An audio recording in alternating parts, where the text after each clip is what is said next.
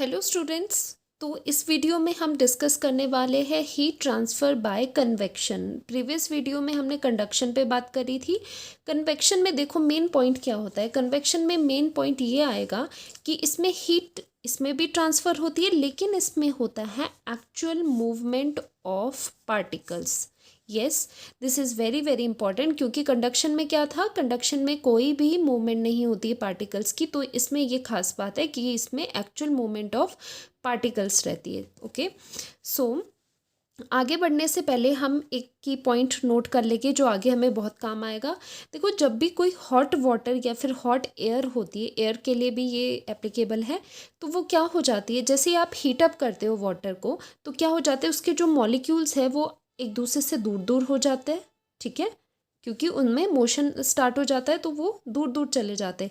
इस वजह से क्या होता है, जो डेंसिटी अगर आप देखोगे तो डेंसिटी कम होगी ना, मतलब ये कम घना है ना। डेंस क्या होता है, घनत्व, तो ये कम घना है, तो इसकी डेंसिटी कम हो जाएगी। इसीलिए यहाँ पर रिटर्न है कि हॉट वाटर लेस डेंस होता है और जो कोल्ड वाटर है वो ज़्यादा डेंस होता है। ठीक है, ये की पॉइंट है। अभी मैं बताती हूँ किस तरह से ये यूज़ होना है।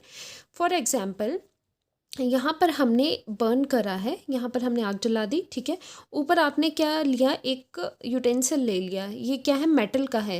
ठीक है, क्योंकि तभी ये क्या करेगा, गर्म होगा। तो साथ में क्या हो रही है, इसमें कंडक्शन भी है, कंडक्शन भी हो रही है, क्योंकि ये मेटल मेटल गर्म हो रहा है, तो इसमें क्या हो रहा है, कंडक्शन भी हो रहा है। अब क्या होगा, अब जैसे जैसे पानी, यहाँ पर हमने पानी भरा हुआ है या कोई और लिक्विड भी ले सकते हो, तो जैसे जैसे यहाँ पर आपका टेम्परेचर राइज होगा, जो इसके कांटेक्ट में यहाँ पर मॉलिक्यूल्स होंगे वाटर के, वो क्या होंगे, वो हीट अप होने शुरू हो जाएंगे। ठीक है, तो रेड डिनोट कर रहे हैं हम यहाँ पर हॉट मॉलिक्यूल्स को, और ब्लू से हम कोल्ड को डिनोट करेंगे। ओके, जैसे जैसे ये जो कांटेक्ट में है ये मॉलिक्यूल इसके सरफेस के, तो direct contact of the source के है, तो वो हीटअप होने शुरू हो जाएगी। और जैसे ही हीटअप होगे तो हमें क्या पता है कि जो हॉट वाटर होता है वो लेस डेंस होता है, तो इनकी डेंसिटी कम हो जाएगी। और जो लेस डेंस चीज़ होती है वो क्या होती है, वो ऊपर मूव करना शुरू हो जाती है, हमें ये पता है। ठीक है, तो ये क्या करेगी, ये वाटर मॉलिक्यूल ऊपर जाने शुरू हो जाएंगे। ठीक है, जैसे ही ये मॉलिक्यूल्स ऊपर जाएंगे वैसे ही यहाँ पर एक स्पेस बन जाएगा, खाली जगह बन जाएगी। तो कॉर्नर से क्या हो जाएंगे, जो ठंडे वाटर के मॉलिक्यूल्स है वो क्या हो जाएंगे, वो यहाँ पर आने लगेंगे, सो दैट, क्योंकि उन्हें भी क्या वार्म अप होना है, हीट सोर्स के पास आ जाएगी। ठीक है, तो ये साइकिल इस तरह से चलेगा कि यहाँ पर हीट अप होके मॉलिक्यूल क्या हो जाएगी, डेंसिटी कम होगी, डेंसिटी कम होगी तो वो अपवर्ड मूव करेंगे, और जो यहाँ पर स्पेस बचेगा that will be occupied by the cold water molecules, तो वो यहाँ पर आ जाएगी। अब क्या होगा, ये प्रोसेस चलता रहेगा, वो भी यहाँ पर मॉलिक्यूल आएगी, ठंडे मॉलिक्यूल, वो भी हीट अप होंगे, वो भी हल्के हो जाएंगे और ऊपर चले जाएंगे, और ज़्यादा मॉलिक्यूल नीचे आएंगे, वो हीट अप होंगे, ऊपर चल जाएगा। और ये प्रोसेस तब तक चलता रहेगा जब तक कि पूरा का पूरा वाटर गर्म ना हो जाए। और आपने कभी देखा होगा, कभी नोटिस करना, जब भी आप वाटर को बॉईल करते हो तो कुछ ना कुछ उसमें हलचल आपको देखने को मिलती है, एकदम से घूम रहा होता है पानी, इस तरह से ऊपर नीचे उसके बबल्स मॉलिक्यूल्स ऊपर नीचे चल रहे होते हैं। तो वो क्या है, वो कुछ नहीं, वो कन्वेक्शन ही है। ठीक है, तो यही चीज़ होती है। नेक्स्ट टाइम अगर आप वाटर बॉईल करोगे, कभी नोटिस करना, इस तरह से आपको वाटर मॉलिक्यूल्स की मूवमेंट दिखाई देगी। तो यहाँ पर हम ये साइन बना देते हैं। जर्नली आपको बुक्स में इस तरह से देखने को मिलेगा कि हॉट मॉलिक्यूल्स क्या होते हैं, ऊपर जाते हैं, और कोल्ड मॉलिक्यूल्स नीचे सोर्स की तरफ आते हैं हीट अप होने के लिए। तो ये प्रोसेस क्या होता है, इसी प्रोसेस को बोलते हैं प्रोसेस ऑफ कन्वेक्शन या heating by the process of convection. ना एक और चीज़, जो ये कन्वेक्शन है ये सॉलिड्स में देखने को नहीं मिलता है। Convection is seen in fluids. और फ्लूइड्स क्या होता है, फ्लूइड्स का मतलब ओनली लिक्विड नहीं होता है। फ्लूइड्स में फ्लूइड्स कॉम्बिनेशन होता है, लिक्विड भी आता है फ्लूइड में, एंड गैसेस भी आती है। ठीक है, तो जो कन्वेक्शन है that is seen in liquids and gases. ना जो मैंने आपको ये अभी बताया है उसे एक बार समराइज कर लेते हैं।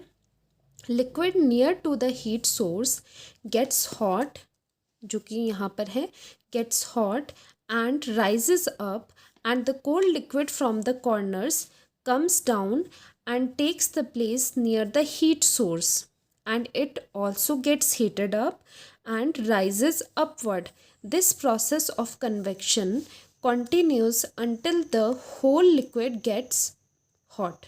ओके, तो वही चीज़ मैंने ये बताई कि ये प्रोसेस चलता रहेगा जब तक कि पूरे का पूरा पानी आपके पास गर्म ना हो जाए। ठीक है, तो ये लिक्विड में हो रहा है कन्वेक्शन। अब हम डेफिनेशन पे आते हैं। देखो मैंने डेफिनेशन पहले नहीं लिखी, मैंने लास्ट में इसलिए करा है सो दैट एक बार आपको कंसेप्ट क्लियर हो जाए, आप खुद भी डेफिनेशन को अंडरस्टैंड कर सकते हो। पहले अगर मैं आपको ये बताती तो आपके ऊपर से निकल जाना था। नाउ देखो, अब हम रिलेट कर पा रहे हैं डेफिनेशन को। The process of transfer of heat, yes, in which heat is transferred from one point to another point by the actual motion of the heated particles away from the heat source is known as convection। देखो कितनी simple होगी अब definition. अब एक point note करना, यहाँ पर क्या है, actual motion of the heated particles away from the source. यहाँ पर भी लिखा है कि जो हीटेड पार्टिकल्स होंगे वो अवे फ्रॉम द सोर्स जाएंगे, तो वही हो रहा है। सोर्स क्या है, ये सोर्स ही है, हीट सोर्स है आपका। तो ये जो हीटेड पार्टिकल्स है ये मूव कर रहे हैं अवे फ्रॉम द सोर्स, तो यही डेफिनेशन है। इस तरह से अगर आप हर चीज़ को कंसेप्चुअली पहले समझ लोगे तो डेफिनेशन बनाने में कोई प्रॉब्लम नहीं आती। तो अगर आपको ये वीडियो हेल्पफुल लगी हो तो प्लीज़ चैनल को सब्सक्राइब कर देना और लाइक कर देना। Thank you.